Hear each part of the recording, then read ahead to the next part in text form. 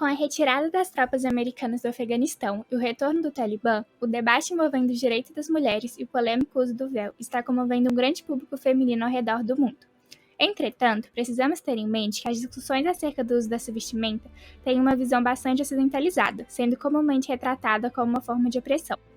Para se ter uma ideia de que essa visão está totalmente equivocada, as mulheres afegãs, mesmo após a chegada das tropas americanas em 2001 e o consequente afastamento do Talibã do poder, continuaram a usar seus hijabs, burcas e outros tipos de véus.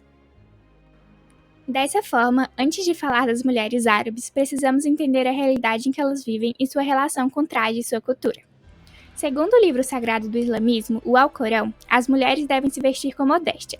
Portanto, a religião islâmica não propõe em nenhum momento que as muçulmanas devem obrigatoriamente usar o véu.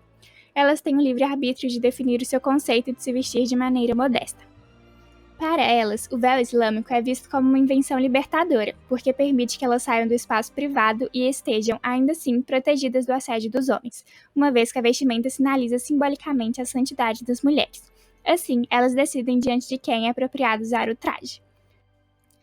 Muitas meninas, por exemplo, almejam o momento em que elas poderão usar o véu, pois, para elas, esse marca a fase em que elas se tornam mulheres mais confiantes e respeitadas.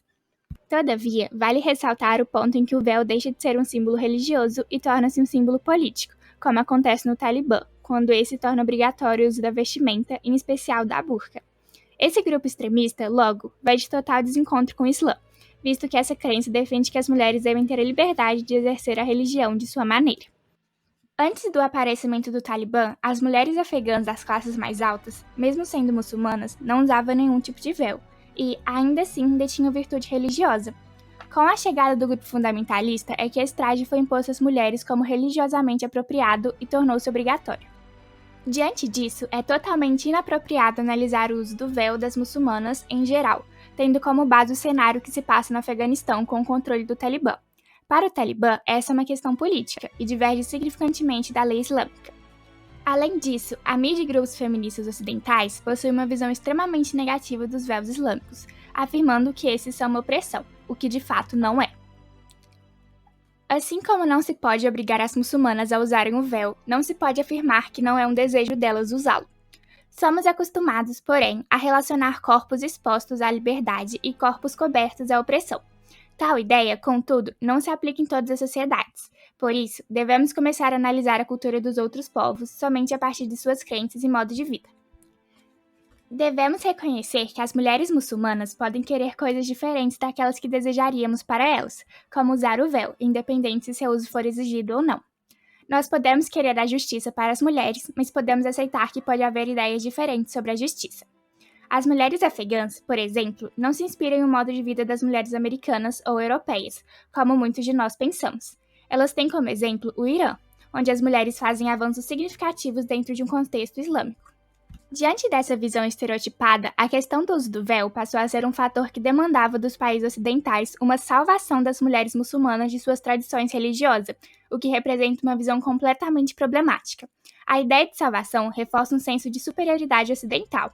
Elas não precisam ser salvas, precisam que entendamos e respeitemos sua cultura e religião. Daí surge o relativismo cultural.